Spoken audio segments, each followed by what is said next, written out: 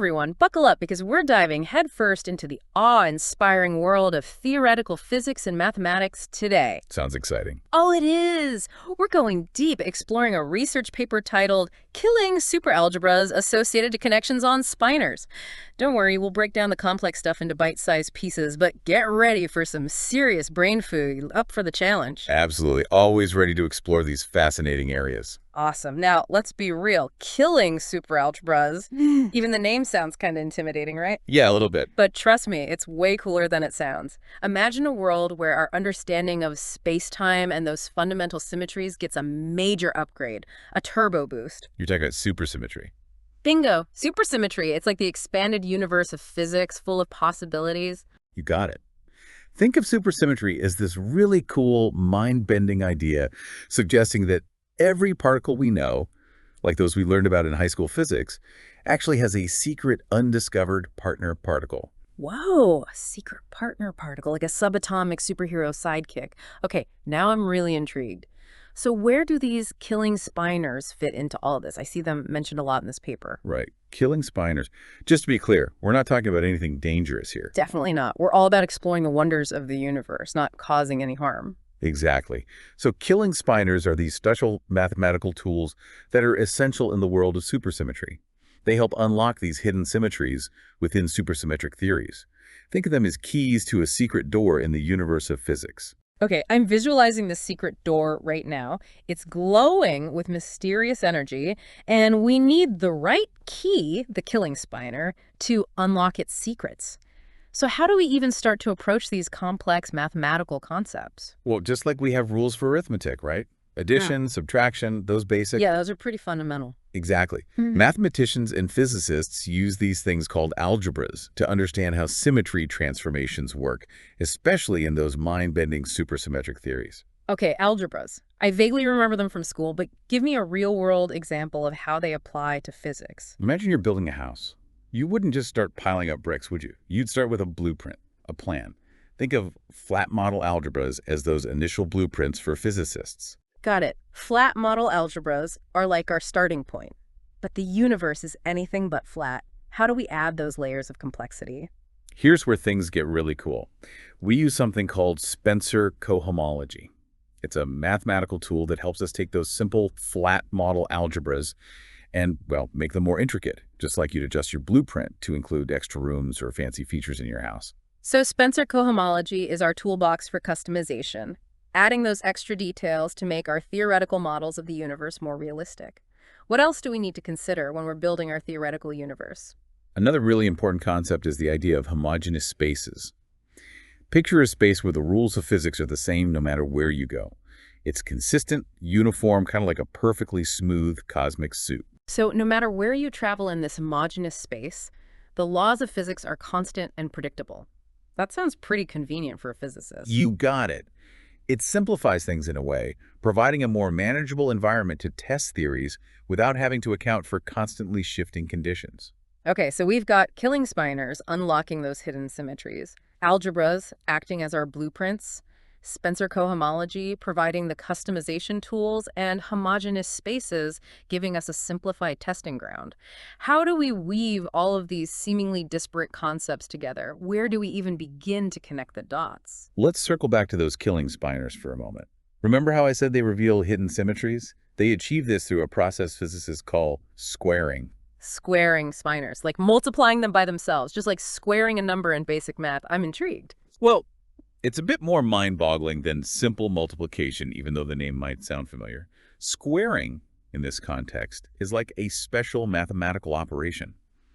It allows us to take these killing spinors, which on the surface might seem unrelated to concepts like movement or motion, and transform them into something called killing vectors. Killing vectors. Another intriguing term.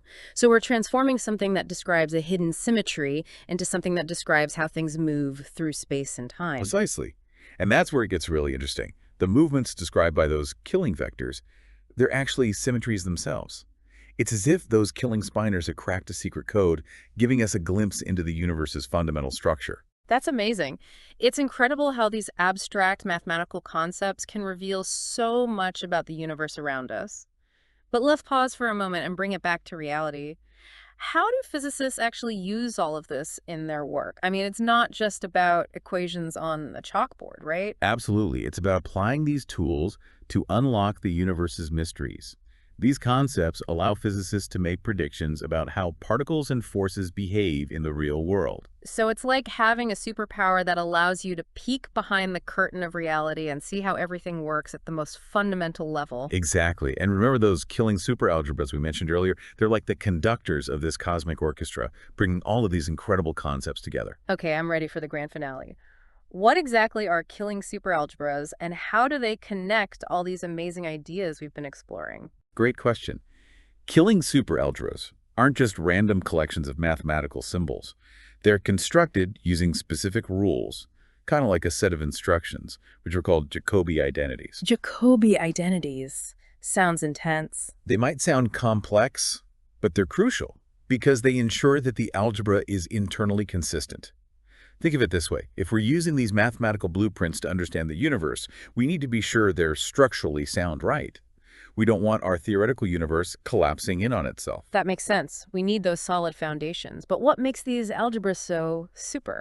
There's where that super in killing superalgebra comes into play. It tells us that we're dealing with supersymmetry, which means we have even more of those special killing spinors we talked about earlier. More killing spinors, more hidden symmetries to uncover, more secrets of the universe to unlock. That's right. This is getting exciting, but does having more killing spinors make things easier or harder for physicists? It's like having a more complex puzzle, right? It's a bit of both, actually. Having more killing spinors can simplify some aspects, but also means those rules, those Jacobi identities, become even stricter. Imagine building something with a huge set of Lego bricks. It's exciting to have all those possibilities, but the instructions become even more important to make sure everything fits together perfectly. So, more power, more complexity, higher stakes. I'm starting to grasp the enormity of it all. But before we get completely lost in the mathematical weeds, let's take a step back and address a question that I'm sure is on everyone's mind. Can we actually see any of this? Are killing superalgebras something tangible out there in the universe, or are they purely theoretical constructs? That is the million-dollar question that keeps physicists up at night. It's a question that lies at the heart of all this research. We can't see these algebras in the same way we can see a star through a telescope or a galaxy through a powerful observatory. So they're not something we can directly observe. Not exactly, but their effects, their influence, should be detectable. You see, these algebras provide physicists with a way to make predictions about the behavior of particles and the forces that govern their interactions. Okay, so if those predictions based on this theoretical algebras are confirmed through experiments, it would give us more confidence that these mathematical models are on the right track. Exactly. It's like having a map that guides us through uncharted territory. Even if we can't see the destination directly, the map gives us clues, landmarks to look for, and helps us navigate the complexities. That's a great analogy. But how do we find those landmarks, those experimental clues that point us in the right direction? What are physicists doing to bridge the gap between these theoretical models and real-world observations? That's the big question, isn't it? There are several areas where we need significant breakthroughs. One of the biggest challenges lies in figuring out how to incorporate gravity into these supersymmetric theories. Gravity. So Einstein's theory of general relativity, the one that explains how gravity works on a large scale, and supersymmetry, which we've been exploring, aren't exactly the best of friends yet. That's putting it mildly. Our current understanding of gravity based on general relativity and the framework of supersymmetry don't quite mesh. Yeah. It's like trying to fit two puzzle pieces together that just weren't designed to interlock. So we're missing a crucial piece of the puzzle. We need some sort of theoretical glue to make those fundamental forces, gravity and the forces described by supersymmetry, stick together. What are some ideas physicists are exploring to bridge this gap? One really promising path is string theory. Have you heard of it? I have. It's the one where the universe is not made up of point-like particles like we traditionally think, but rather these tiny vibrating strings of energy, right? You got it. Instead of picturing those fundamental building blocks as tiny zero-dimensional points, string theory proposes that they're actually one-dimensional, like tiny vibrating strands of energy. It's a very elegant and mathematically beautiful theory, and it holds the potential to unify gravity with the other fundamental forces in a way we haven't seen before. It's like the universe is a giant cosmic symphony, with each string vibrating at a different frequency, creating this harmonious tapestry of energy and matter. Exactly. And here's the amazing part. String theory naturally leads to supersymmetry. And where we have supersymmetry, we often find those killing spinors we talked about earlier, Yeah. those keys to unlocking the hidden symmetries of the universe. So, string theory provides a natural habitat for killing superalgebras to thrive. It's incredible how these seemingly distinct concepts are interconnected, forming this intricate web of knowledge. If we can unlock the secrets of string theory, we might gain profound insights into those killing superalgebras and deepen our understanding of the very fabric of reality. Exactly. But theoretical breakthroughs, as exciting as they are only one piece of the puzzle. We also need experimental evidence, real-world observations, to validate these ideas. Right. We need to roll up our sleeves, step out of the theoretical realm, and get our hands dirty with some experimental data. How do we even begin to test these mind-blowing ideas? Where do we look for evidence? One approach is to embark on the hunt for those elusive superpartner particles that we've mentioned. Finding experimental evidence, even a glimpse of their existence, would be a huge win for supersymmetry. I can already picture the headlines. Scientists discover superpartners, revolutionizing our understanding of the universe. It would be a groundbreaking moment in scientific history. Absolutely. But even if directly detecting those superpartners proves challenging, we're not at a dead end. There are other ways to test these theories. We can search for subtle deviations from the predictions made by the standard model of particle physics. The standard model. Our current best description of the subatomic world, that intricate map of the particles and forces that make up everything we see and interact with. That's right. The standard model has been incredibly successful in explaining a wide range of phenomena. But it doesn't explain everything. There are still mysteries, unsolved puzzles that keep physicists up at night. Absolutely. And it's within those unexplained gaps, those areas where the standard model falls short, that we might find hints of something more, something beyond our current understanding. So those gaps in the standard model, those unexplained phenomena, they could potentially point toward the existence of supersymmetry, and by extension, those hidden killing superalgebras. It's like the universe is dropping subtle hints, urging us to look closer, to dig deeper. Precisely. And if experiments can find concrete evidence supporting these supersymmetric theories, it wouldn't just revolutionize particle physics, it would also give us a much deeper understanding of the incredible mathematical structures we've been exploring today. Those abstract concepts would suddenly have profound implications for our understanding of the universe and its fundamental nature. This deep dive into killing superalgebras has been an amazing journey so far. We've covered so much ground, from those mind-bending killing spinors to the quest for experimental validation. But before we wrap up this part of our exploration, I can't help but feel like we've only scratched the surface. Is there anything else from the paper you'd like to discuss before we move on to our final thoughts? Actually, yes. There's one more fascinating area I'd love to explore with you. The paper delves into this intriguing concept of constrained killing spinors. Constrained killing spinors. Okay, now you're just teasing me. That sounds even more complex and mysterious than the concepts we've already discussed. Tell me more. I'm hooked. I promise, it's not as intimidating as it sounds. Imagine this. In certain supersymmetric theories, not all killing spinors are treated equally.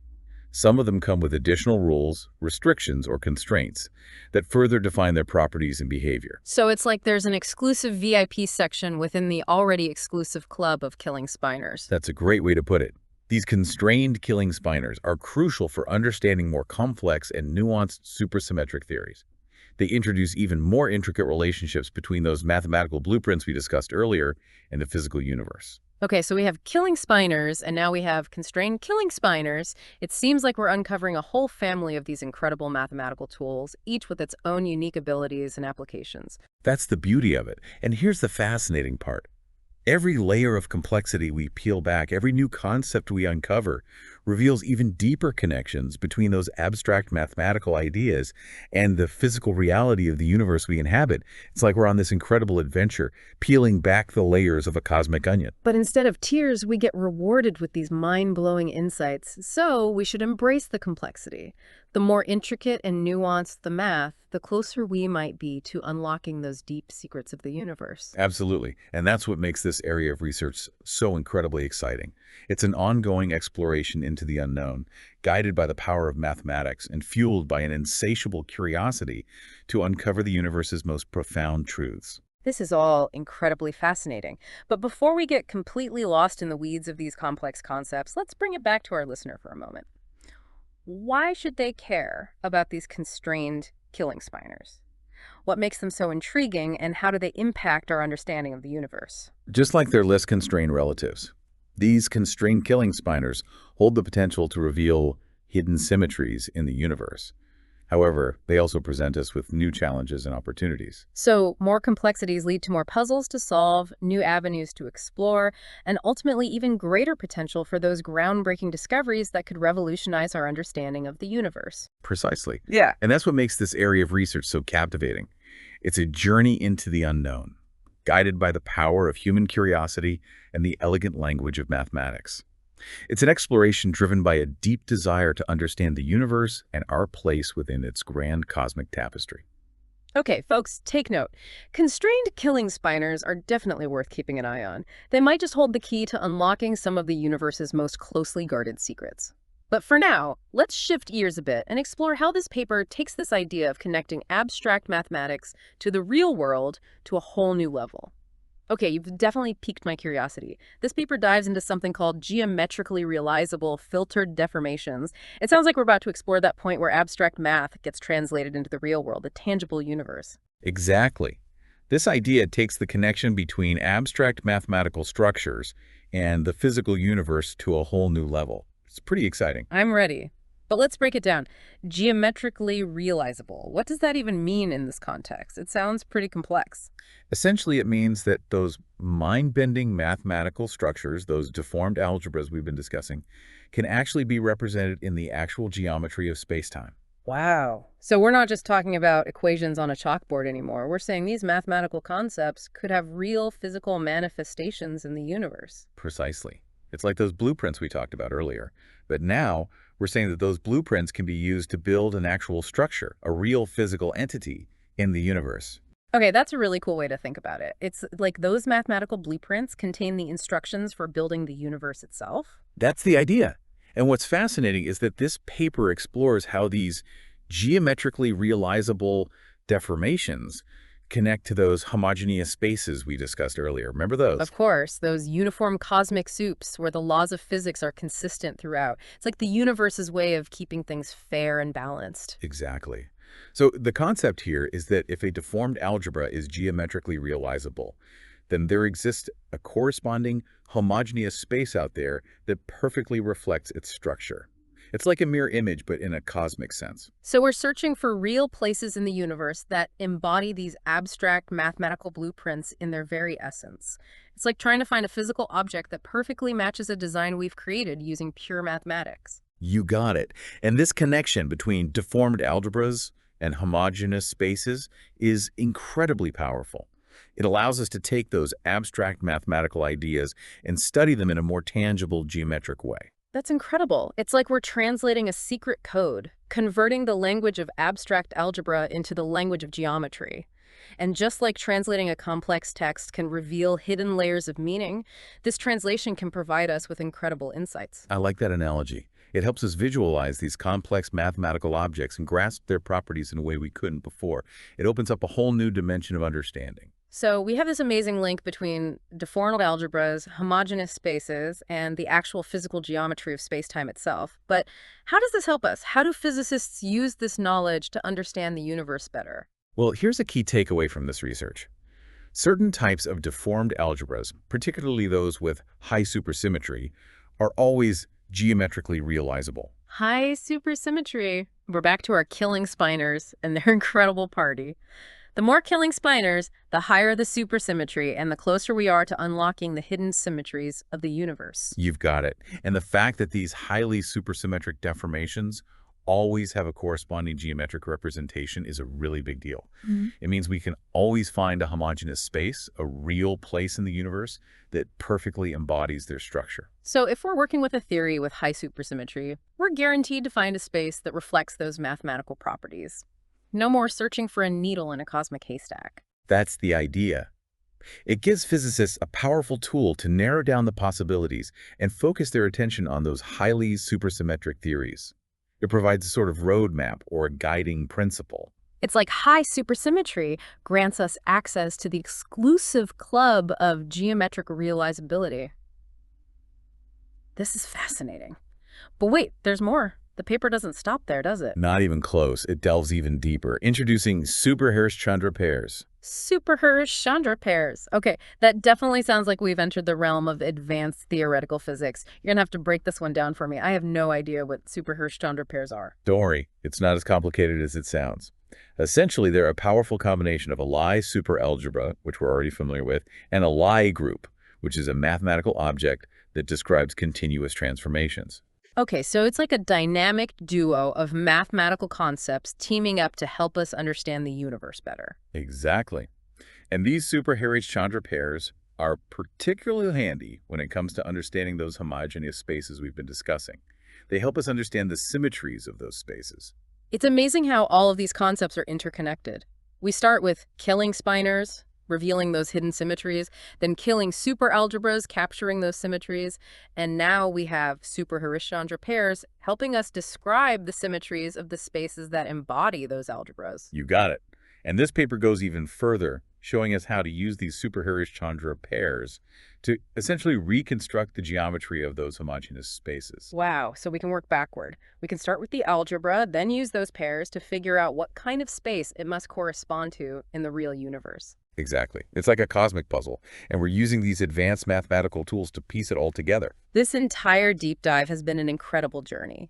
We've explored intricate mathematical concepts, delved into the mind-boggling world of supersymmetry, and even touched upon the possibility of reconstructing the very fabric of space-time using mathematical tools. It really highlights the power of theoretical physics and mathematics, how those fields constantly push the boundaries of our understanding. We've come a long way, but there's still so much more to discover. And that's what makes this field so captivating. It's a continuous quest for knowledge, driven by curiosity and the desire to understand the universe and our place within its grand cosmic scheme. I couldn't agree more. It's an exciting time to be exploring these fundamental questions. Well, folks, we've reached the end of our deep dive into the fascinating world of killing superalgebras. We've covered a lot of ground, but hopefully we've also sparked your curiosity and inspired you to learn more about the universe and the elegant mathematics that underpins its very existence. Absolutely. Never stop questioning, exploring, and searching for those hidden connections that make the universe so captivating. That's a wrap from us. Until next time, keep those minds curious and those questions coming.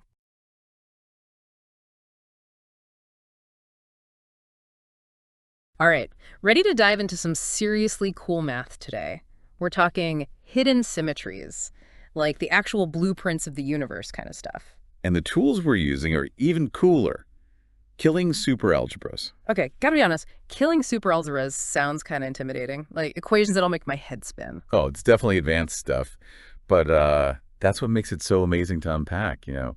Imagine seeing the math behind reality, like some secret code. This time our sources are actually research excerpts from killing superalgebras associated to connections on spinors, so we're diving right in. Yeah. I am intrigued, I have to say. But let's start basic, something I can at least pretend to get. When we say symmetry here, what are we even talking about? Okay, picture a snowflake, like perfectly symmetrical. You rotate it, you flip it, still looks the same. That's symmetry, a change that leaves something fundamentally unchanged. Okay, that tracks. So how do mathematicians write that idea down in their equations? How's it captured? That's where these killing vectors come in. Imagine them like little signposts. Each one tells you a way to move something without changing its shape. Huh. So all those different ways you could rotate or flip that snowflake, but it's still the same snowflake at the end. Each of those is a killing vector. So each killing vector is like A set of instructions for one specific symmetry move, then. Exactly. And those instructions, super valuable because they reveal what we call isometries, basically movements that keep the shape and size of something the same. So if a killing vector's like, rotate it this way, that rotation's an isometry because it doesn't, like, squish the snowflake or anything. Exactly. They're like the rule followers of geometry, making sure everything stays congruent no matter what you do to it. All right, I'm with you so far. So we've got real-world symmetries. Killing vectors are their math counterparts. Those lead to isometries, which are all about keeping things the same shape size. But how do we jump from there to this superalgebra business? Well, see, up till now, it's all been regular algebra.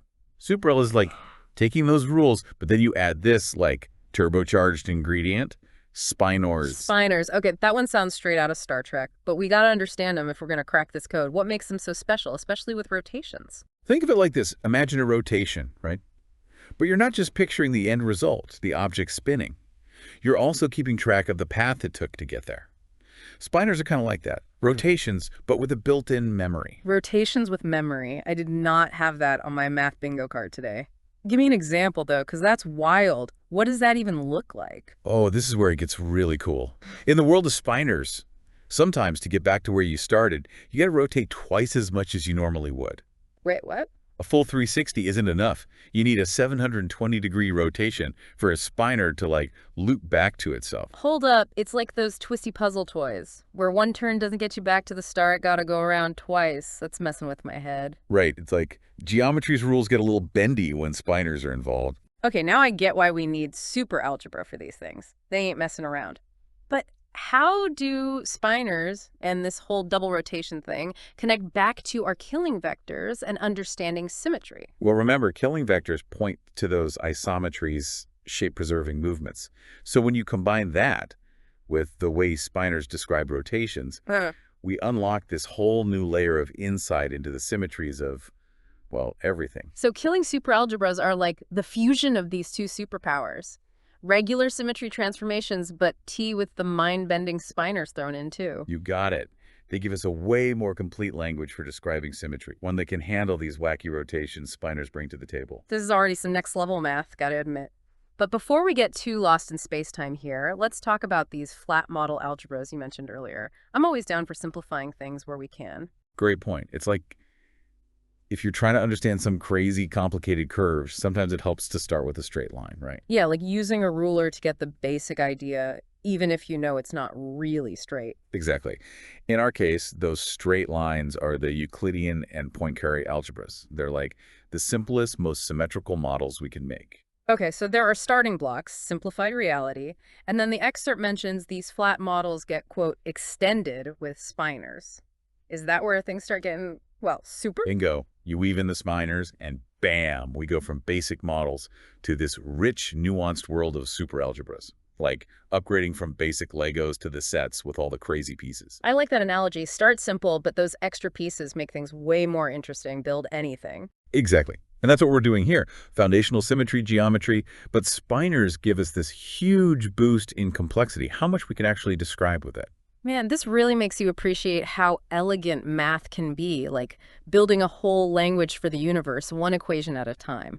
But speaking of building, the excerpt keeps mentioning deformations, and something tells me those are about to shake things up a bit. Oh, you have no idea. This is where we go from those nice, neat models to something a lot more interesting. Let's just say it gets real interesting. Oh boy, what have we gotten ourselves into? I'm ready for the plot twist. Imagine that perfect snowflake. Right. But now you give it a tiny bend, a little warp. That's basically what a deformation is here. We're messing with perfection. I see why this research is advanced now. But seriously, why would you want to do that? What's the point of warping things on purpose? Because that's the cool part. By starting simple, then deforming things carefully, we can see how new W symmetries, maybe even more complex ones, might pop up. It's like studying how a snowflake shape changes as it falls, all those tiny shifts from the wind and stuff. So by shaking things up, introducing these deformations, we might find even deeper symmetries, hidden ones we wouldn't have seen otherwise. Exactly. And this, my friend, is where things get really interesting. We're about to go from basic symmetry vocab to uncovering its hidden grammar.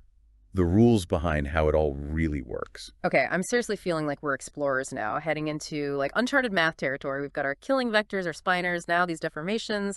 What's our compass in all this? How do we even navigate these like warped symmetries? That's where this really cool tool comes in, called the homogeneity theorem. It's like our compass in this crazy landscape. All right, lay it on me. What's the theorem tell us? Okay, imagine you're walking on a tile floor, right? And there's this pattern. Even if you can only see a few tiles, you just assume that pattern keeps going. Yeah, Right, our brains do that, fill in the pattern. A few repeats, and we assume the rest must be the same. exactly. So the homogeneity theorem, it's kind of similar. But instead of tiles, we're talking about symmetries in space. Basically, it says if a space has enough symmetry in one spot, chances are that symmetry is everywhere in that space. So it's like if I see a pattern here, I can bet the same pattern's over there, even if I can't see it yet. Exactly. And that's huge E for mathematicians because it means they can like simplify things, study a small area, understand the symmetry there, and boom, the theorem says it probably applies to the whole space. That is pretty elegant, gotta admit. But I'm still trying to wrap my head around how we go from this abstract stuff, these killing superalgebras, to the real universe. You said we're talking about spaces where every point looks the same. What does that even look like? We call those homogeneous spaces. Might sound weird, but they're more common than you think. That tile floor, homogeneous. Every point on that floor, same deal. Okay, so in a homogeneous space, no matter where you stand, it all looks the same around you. Are there real-world examples of that, besides my kitchen floor? Totally. Think of a perfect sphere, like perfectly smooth. Every single point on that sphere's surface, identical to every other point. Homogeneous space. Okay, so we've got these spaces where symmetry is king, but where do spinors come back in? And how does this all connect to killing superalgebras? Remember how cool spinors are, those rotations with memory? Well, researchers are looking into whether these homogeneous spaces, when they have certain kinds of spinors, specifically ones that follow something called the killing spinor equation, those might actually create the symmetries that killing superalgebras describe. Hold up, let me get this straight. Are you saying there might be a link between, like, the solutions to the spinor equation and the bigger symmetries that killing superalgebras are built for? You got it. It's like we're searching for this specific recipe, and the ingredients are these special spinors and their equations. Combine them right in the right kind of space, and bam, you might get something that acts exactly like the symmetries we're after. It's like trying to play a specific chord on a piano. Right notes, right order, then you get the harmony you're looking for. So the notes are the spinors and their equations, and the harmony is that symmetrical structure. Perfect analogy. And just like a musician can make tons of different chords and melodies, mathematicians are exploring all these different spinor combos, trying to figure out how they might lead to different symmetries, different aspects of how the universe is structured. That is so cool. We're not just talking about static symmetries here, but like a dynamic system. But how does this work in the real world? What do these hidden symmetries actually do, out there in the universe? That's the million-dollar question. We've kind of stumbled on this hidden passage, but no idea where it leads yet. Found these killing superalgebras. You see how they might come about. Yeah.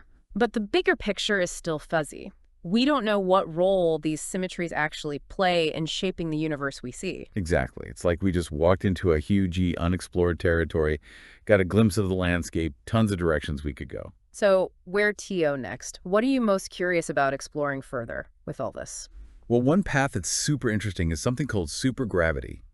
It tries to unify all the fundamental forces in physics gravity, everything into one elegant theory. And guess what?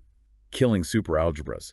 They're key to how it works. Supergravity. Okay, that sounds like a whole other deep dive waiting to happen. I have a feeling this is not just a coincidence, that it ties directly into everything we've been talking about. You're right on the money. Supergravity comes directly from these ideas. Supersymmetry, how different particles relate to each other. And as we've seen, killing superalgebras. Perfect tool to study all of that. Okay, you've definitely got me hooked. Supergravity is going on the to-learn list. But before we spiral off into another topic entirely, let's bring it back to today's deep dive. What are the key takeaways you want our listener to walk away with? We covered a lot, but the main thing to remember, killing superalgebras. Not just some abstract math thing. They're powerful tools that might unlock some of the biggest secrets the universe is hiding. We combined killing vectors, spinors, homogeneous spaces, and boom, we get a glimpse of the hidden framework behind reality itself. Man, that was a wild ride. Some serious brain-bending math, but I think we shed some light on it all. We went from basic symmetry to those crazy spinors, discovered these killing superalgebras, and now we see how it might connect to stuff like supergravity. It's kind of mind-blowing, honestly. We can use math to like peek into the structure of the universe itself, like we're cracking a code, but it's for reality. That's a great way to put it. And every code breaker needs the right tools. Mm. Killing superalgebras, spinors. Mm. That's what we've got for understanding these symmetries. And who no WS what we might find once we figure out how to use them even better, you know? It's like we're on the edge of something huge here. Oh, absolutely. This kind of research could change everything. How we see the fundamental forces, the shape of space-time itself. Some physicists even think these hidden symmetries, they might be the key to finally unifying quantum mechanics and general relativity. Whoa, okay, that would be huge. Unifying those two is like the holy grail of physics, right? Exactly. That's a huge challenge, but that's what makes this so exciting. These math concepts, abstract as they seem, they might have the answers to the biggest questions we have about the universe. So much for math just being about numbers. It's like a whole other way of seeing the universe. For our listener who's now totally hooked, like I am, where should they even go next to learn more? Well, we've mentioned supergravity a few times, and honestly, that's a great next step. It dives into supersymmetry, this idea that every particle we know of has a hidden superpartner particle out there. Super partners? So it's like every particle is secretly twins with another one we haven't met yet. It's a wild idea, yeah. But the math behind it is super elegant, and it just might explain some of the weirdest stuff we see in particle physics. Okay, on the list it goes. What about other things related to killing superalgebras themselves, though? Any other avenues there? Definitely. One that's super cool is called representation theory.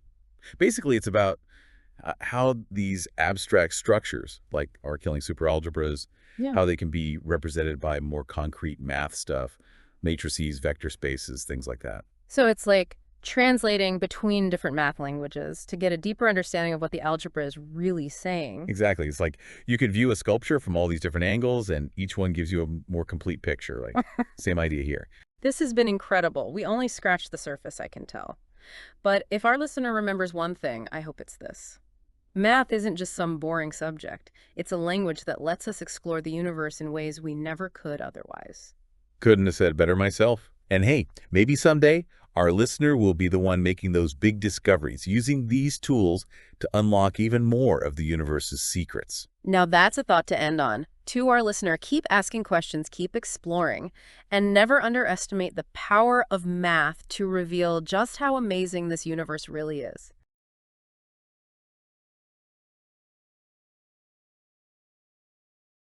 Okay, ready for a real deep dive today? We're going to be tackling killing superalgebras associated to connections on spinors. Wow, that's a mouthful. I know, right?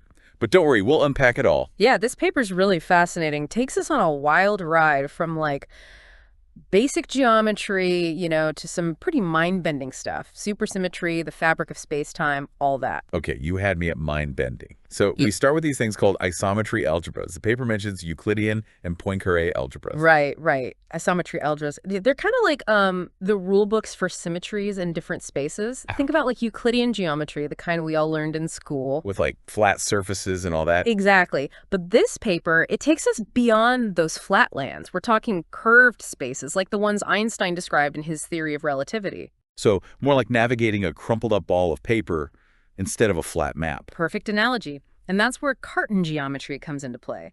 Imagine looking at that crumpled paper really, really close up. At that tiny scale, it might seem almost flat, right? Carton geometry helps us relate those curdy spaces to the simpler flat ones. Okay. Starting to see the bridge here. Now, the paper also mentions spinors, and I know vaguely that has something to do with the spin of an electron.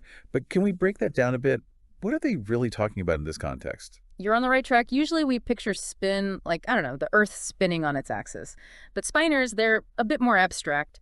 They describe this intrinsic angular momentum of particles, but in a mathematical way. And they live in this world governed by pin groups and spin groups. Sounds a little like we're heading down the rabbit hole of advanced math here. Why are those groups so important? Well, they're crucial in physics because they help us describe rotations in a way that jives with quantum mechanics. Because in the quantum world, things don't always spin the way we'd expect. So these pin and spin groups, they give us the right language to describe how those particles spin in the quantum world. Exactly. And these spinors, they're not just sitting there passively. The paper talks about squaring maps for spinors, which basically connect them to tangent vectors, those mathematical tools that describe directions and speeds in space. Whoa. It's like we're drawing a direct line between this abstract spin and how a particle actually moves through space. That's a pretty mind-blowing link. It is. And honestly, we're just getting started. What's really cool is how these squaring maps might help us understand how a particle's spin could actually influence the very geometry of the space it's in. Okay, now you're really asterisk, piquing my curiosity. Tell me more. And get this, next up, we've got killing vectors. These guys, they basically describe symmetries in space-time. Symmetry is like if you fold something in half, Yeah. it's the same on both sides, or like a rotation. It's a bit more like, think about ways you can move through space-time without actually changing its shape, like sliding a book across a table. The table's still the same table, right? Killing vectors capture that kind of movement without distortion. Okay, I think I'm with you so far. But the paper doesn't just stop at killing vectors, does it? They throw in killing spinors, too. Oh yeah, they had to kick it up a notch. Think of killing spinors as solutions to this special equation, and that equation links them to the killing vectors we were just talking about. Hold on. So we're connecting, what, the spin of particles to the actual symmetries of spacetime itself? It's pretty wild, right? And it gets even better, because then they bring up admissible connections. These connections basically tell us how to move those spinors around our curvy spacetime without messing up their spin. So it's like we need a special map not just to navigate the curved spacetime, but also to keep track of these spinning particles as they move through it. Exactly. We've got to keep those spins in check. And these admissible connections are key to understanding what they call killing superalgebras. Remember those isometry algebras from before? The blueprints for symmetries? Yeah, I think so. Well, killing superalgebras are like their cooler, supersymmetric cousins. They bring killing vectors and killing spinors together under one big, fancy algebraic umbrella. So we're taking these symmetry ideas and beefing them up to include the spin of particles. But why super? What makes them so super? Good question. That super refers to supersymmetry, which is this really cool theory in physics. It suggests this deep connection between the fundamental building blocks of the universe, things like electrons and the forces they carry. And these killing superalgebras give us a peek into the math behind this mind-blowing theory. Wow, okay. I'm starting to see why this paper is a big deal. It's like we're adding these layers of complexity, and each layer gives us a clearer picture of how the universe is structured at its most basic level. But they don't stop there, do they? The paper goes on about constrained killing spinors. You're right, they keep going. They dive into a more specific case with these constrained killing spinors.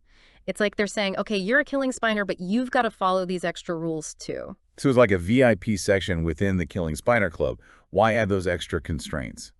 Well, those constraints are really important for building good models of extended supergravity. That's a theory trying to combine gravity with other fundamental forces in the universe. Those constraints make sure everything fits together nicely, like pieces of a puzzle. So these constrained killing spinors help us make sense of those super complicated supergravity theories. Exactly. Now, to figure out how much we can tweak these mathematical structures without breaking them, the paper introduces something called Spencer cohomology. It's like a tool to analyze what kinds of modifications are allowed. Spencer cohomology. Okay, that sounds a little intimidating. Can you give us a more, shall we say, layman-friendly explanation? Sure, imagine you're building something with Legos, right? You can swap some pieces, add new ones, but if you change certain things, the whole thing might collapse. Spencer cohomology is like having a set of rules that tell you which modifications are okay and which ones will make your Lego creation fall apart. So Spencer cohomology helps us play around with these complex structures and see how much we can change before they break. What happens when we apply this to our killing spinors and those superalgebras? That's when things get really interesting. They use the Spencer cohomology to look into something called the homogeneity theorem. This theorem basically says that in certain situations, a bunch of killing spinors can actually generate every single direction in our spacetime. Wait, hold on. Are you saying that these spinors, these mathematical things describing a particle's spin, can somehow define the entire fabric of spacetime? It's pretty mind-blowing, right? The homogeneity theorem gives us a whole new way to understand spaces with tons of supersymmetry, which brings us closer to understanding how the universe works at its most fundamental level, like they try to describe with string theory. This is all incredibly fascinating, but before we get too lost in the mathematical weeds here, can you remind us why we should care about all of this? What's the big picture? You're right, it's easy to get caught up in the math. But remember, this isn't just some abstract stuff. These killing spinors and their algebras are really important tools for understanding some of the biggest mysteries in physics, especially supersymmetry. Supersymmetry, the theory that could totally change how we think about particles and forces. Exactly. These mathematical tools are key for building models of the universe that include supersymmetry. And as we go further into this paper, we'll see how these ideas actually give us real insights into the fabric of reality. Okay, now you really got my attention. I'm ready to dive into those real-world connections. Tell me more. So we've gone from like basic shapes and symmetries to this crazy world of curved spaces and supersymmetry, and we've met these mysterious killing spinors and their super-powered algebra buddies. But how does all of this connect back to the universe we see around us? How do these abstract mathematical tools help us understand reality?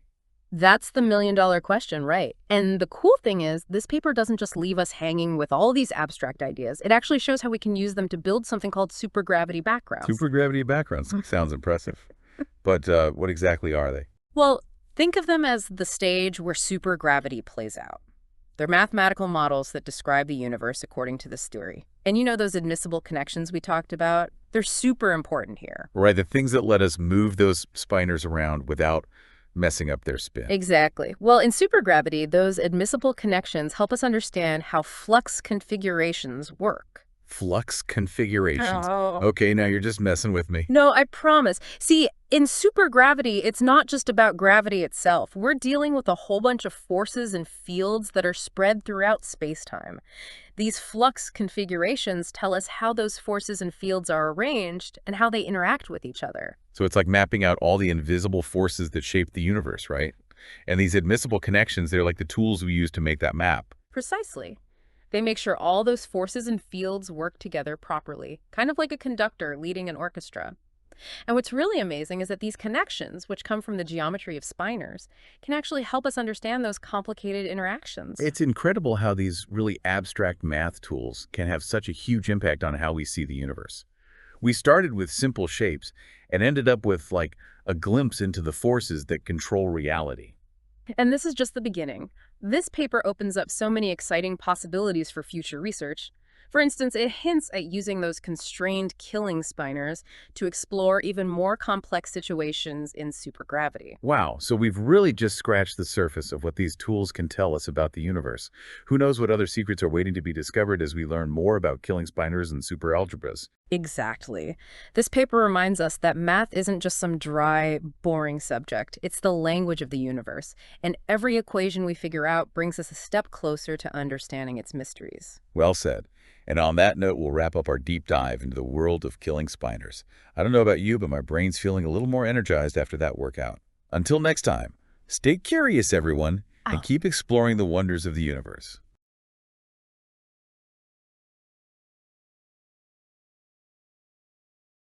Hey everyone, welcome to another deep dive. We're diving into theoretical physics today. You sent us Some excerpts. excerpts from a paper. It's a doozy. It is. Killing superalgebras associated to connections on spinors. Yes. Even the title, I mean, It's a mouthful. it's a mouthful. And honestly, it's got our heads spinning a bit too, but that's what we're here for. Indeed. Yeah. This paper is dense, but it really does grapple with some very interesting questions about symmetry, supersymmetry, and the structure of the universe itself. So Okay. our mission is to decode it. I love it. Okay, so let's unpack this. Where do we even begin? Killing spinors, I mean, the name alone sounds like something out of a sci-fi thriller. It does have a certain ring to it, doesn't it? It does. But imagine this. Instead of just shapes looking the same from different angles, we're talking about symmetries woven into the very fabric of space-time itself. Okay. A killing spinor is a mathematical object, Yeah.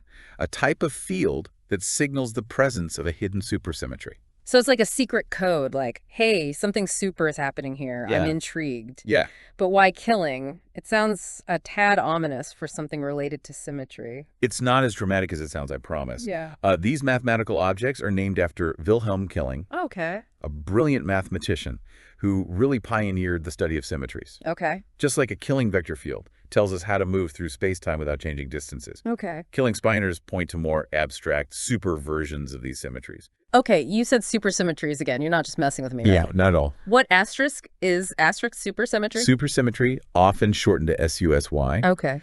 is a mind-blowing idea that proposes that every known particle in the universe has a yet-to-be-discovered particle, a superpartner. Okay.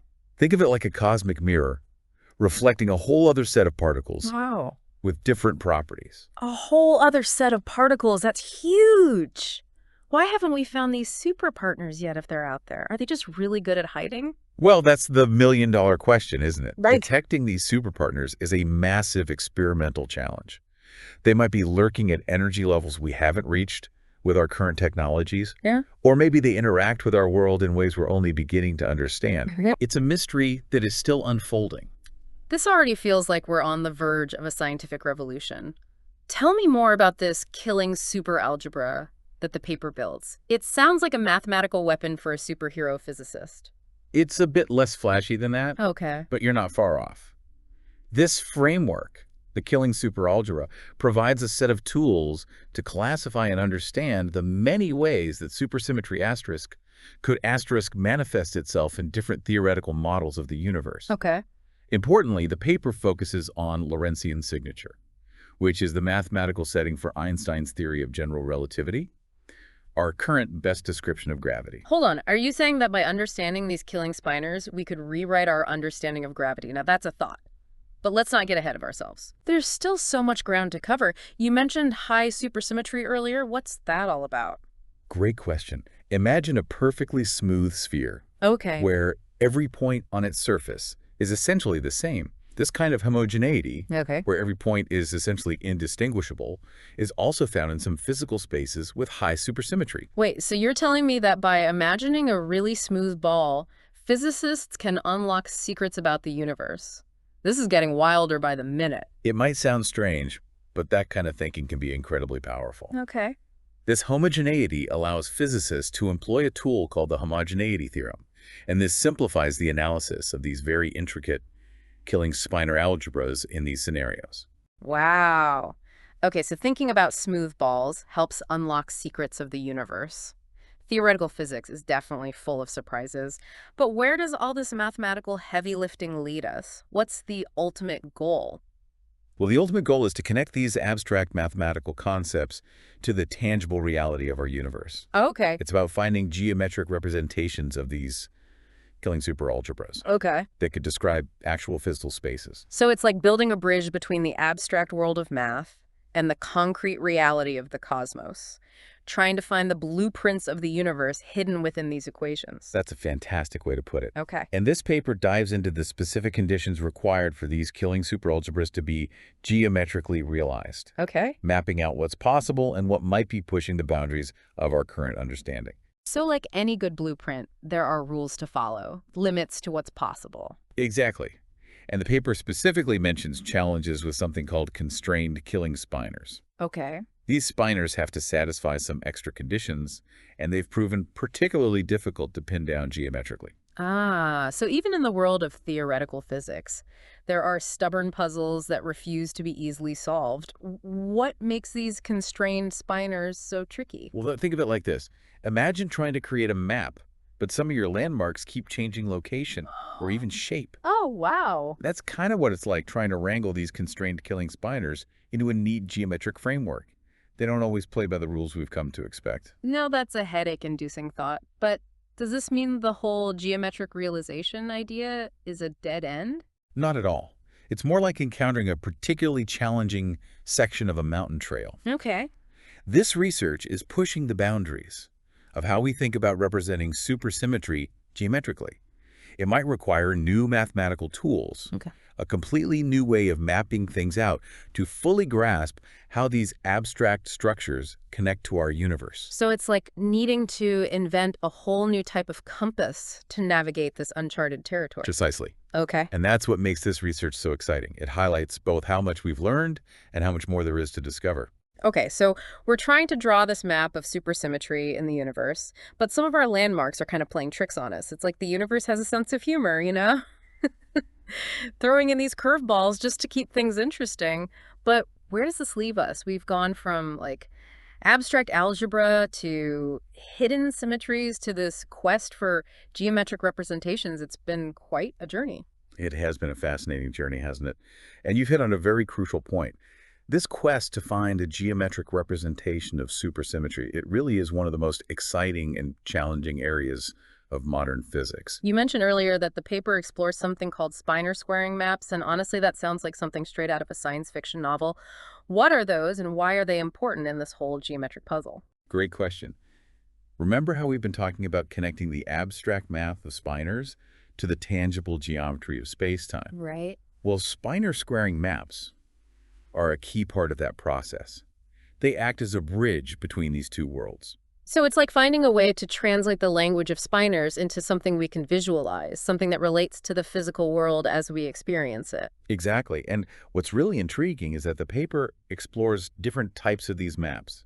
It highlights how their properties can actually influence the structure of those killing superalgebras we've been discussing. It's making me think of those optical illusions where you can see two completely different images depending on how you look at it. Could there be multiple valid ways to connect these mathematical concepts to physical reality, just like there are multiple ways to interpret an optical illusion? That's a brilliant analogy. And it gets at a very fundamental question that physicists are grappling with. Are we uncovering universal laws of nature? Or are we developing frameworks that help us make sense of our observations? Perhaps it's a bit of both. That's a mind-bending thought. So for our listeners out there who've been on this whirlwind tour of theoretical physics with us, what's the key takeaway from all of this? I think the biggest takeaway is the incredible interconnectedness we find between abstract mathematics and the deepest mysteries of the universe. This paper is a perfect example of how physicists are using these elegant mathematical tools, like killing spinors, to probe the fundamental nature of space, time, and the forces that govern it all. And while we may not have all the answers yet, it's explorations like this that push the boundaries of human knowledge. They pave the way for groundbreaking discoveries. Absolutely. And who knows what those discoveries will reveal? Remember, this paper focused on a specific type of killing spinor. What if there are other hidden symmetries in the universe just waiting to be uncovered? What new mathematical frameworks might we need to invent to even begin describing them? Now, those are questions worth pondering. So to our listeners out there, keep your minds open, stay curious, and never underestimate the power of human ingenuity to unlock the universe's most profound secrets. Until next time, happy exploring.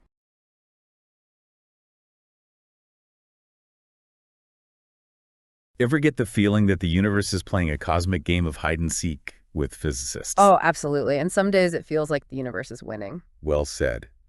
Today we're diving into a research paper, Killing Superalgebras, associated to connections on spinors, that takes that game to a whole new level. Now, I know that title might sound a little intimidating, like something you'd need a PhD in theoretical physics to even pronounce. Right, don't worry, I'm with you. But I promise it's not as scary as it sounds.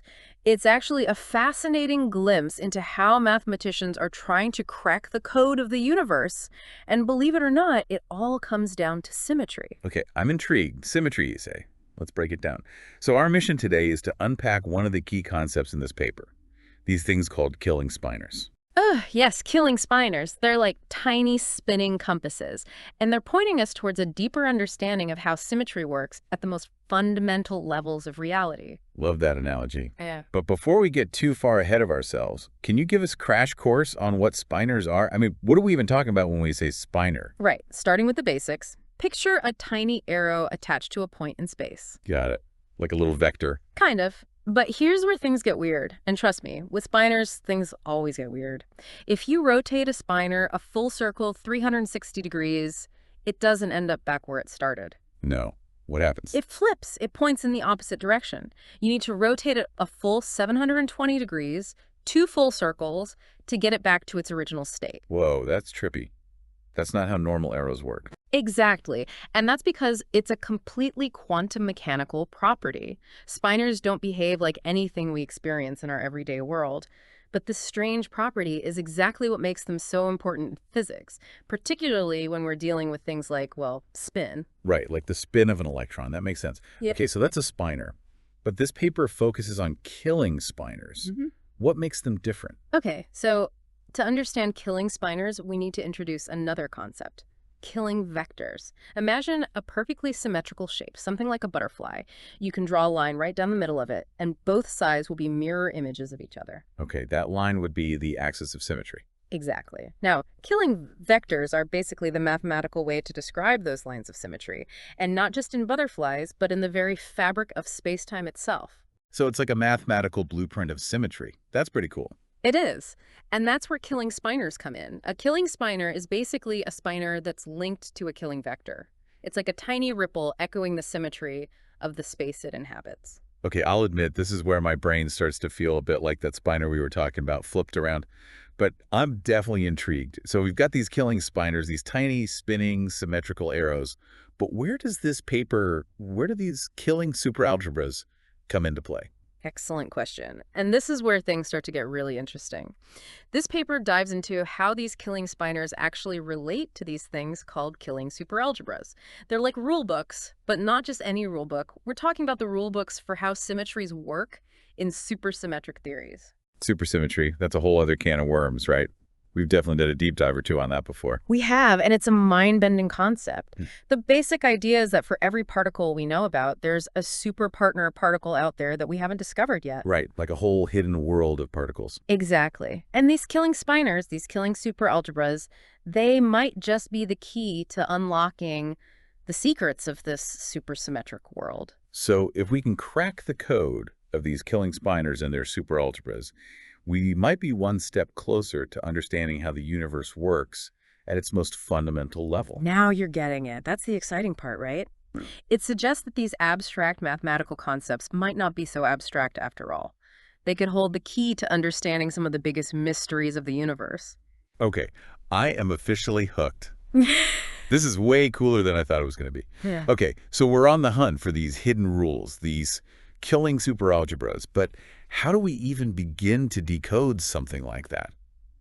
This feels like the part where even the most seasoned physicists might be reaching for an extra large cup of coffee and a whiteboard the size of a small planet. Yeah, it definitely gets pretty intense. This isn't exactly back of the napkin physics we're talking about here. Right, so how do we wrap our heads around it? Well, that's where the really cool tools come in. This paper focuses on something called admissible connections, and while that might sound a little intimidating, just think of them like special lenses. Lenses, okay, I'm listening. Right, so imagine you're a physicist, and you want to zoom in and study the intricate details of killing spinors and their superalgebras. Admissible connections are like those high-powered lenses that allow you to do just that. They help you scrutinize these mathematical objects with incredible precision.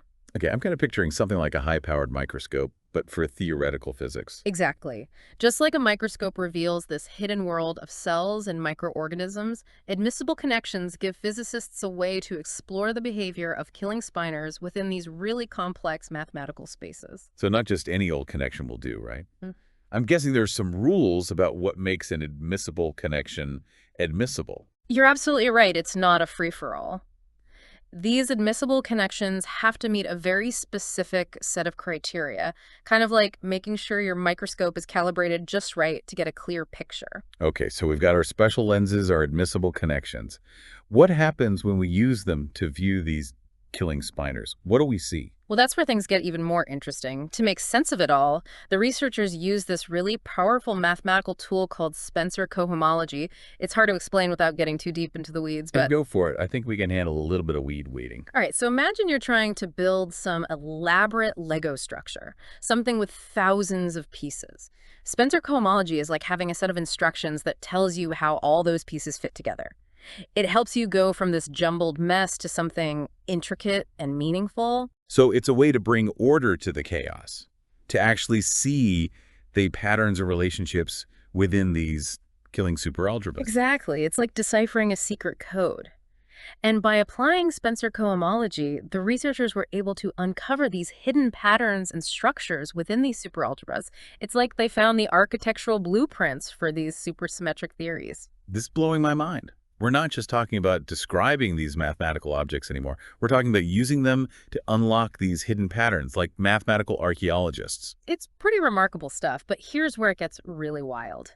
The researchers take it a step further and use these tools, these admissible connections in Spencer cohomology, to build something entirely new. Wait, hold on. What could they possibly build with these tools? Are we talking new mathematical models, new theories? Even better than that, we're talking about hypothetical universes. Hypothetical universe. Okay, now I know you're messing with me. You're saying they're using these mathematical tools to actually build entire universes, like cosmic architects. Well, in a sense, yes. They're showing that you can actually start with a specific killing superalgebra, our set of rules, and using admissible connections and Spencer cohomology, you can actually construct a theoretical model of a universe where those rules hold true. Wow. So it's like they're saying, okay, if this particular set of symmetries governs the universe, here's what it might look like. Exactly. And what's really interesting is that this paper, it focuses on a very specific type of universe, one with high supersymmetry. High supersymmetry. What does that even mean? So in a universe with high supersymmetry, these symmetries we've been talking about, they're even more prominent, even more influential. It's like in our universe, we see these glimpses of symmetry, these hints that maybe there's a deeper order at play. But in a universe with high supersymmetry, those hints would be everywhere, shaping the fabric of reality at every level. That's incredible. A universe brimming with hidden order and elegance. Though it almost sounds too perfect, too elegant for our own messy reality. Perhaps, but who knows, maybe, just maybe, our universe at its most fundamental level is more symmetrical and elegant than we can currently perceive. And that brings us to the real aha moment of this whole paper. Okay, I'm on the edge of my seat here. Hit me with it. What's the big takeaway? All of this, these killing spinors, these superalgebras, these hypothetical universes, it's not just some mathematical mind game. This research is suggesting that these abstract concepts might actually hold the key to unlocking some of the biggest mysteries in physics, like for real. Okay, now you've got my attention. Give me an example, like what kind of mysteries are we talking about? Well, remember those super partner particles we talked about earlier, the ones predicted by supersymmetry? Yeah, the hidden twins of every particle we know. This research suggests that killing spinors, they might actually give us a way to finally find those particles to prove that supersymmetry isn't just a theory. Wow, so this isn't just about theoretical possibilities. We're talking about the potential for groundbreaking discoveries here. Absolutely. It's like these killing spinors are giving us a new set of lenses to view the universe, revealing hidden structures and patterns that we couldn't see before. I'm starting to see why you called this paper a treasure map earlier. It really is like we're on the verge of discovering this whole new realm of physics and these mathematical tools. They're guiding the way. That's a great way to put it. And the most exciting part is we have no idea what we might find. New particles, new forces, a deeper understanding of the very fabric of reality. The possibilities are endless. It's enough to make your head spin, or maybe that's just the spinors talking. But in any case, I want to give a huge thank you to our expert for this incredible deep dive. This was truly mind-blowing stuff. Oh, the pleasure was all mine. Always happy to talk about the mysteries of the universe. And to all our listeners, thanks for joining us on this journey to the cutting edge of science. Remember, even the most complex ideas can be unraveled with a little curiosity and a good guide. Until next time, keep exploring.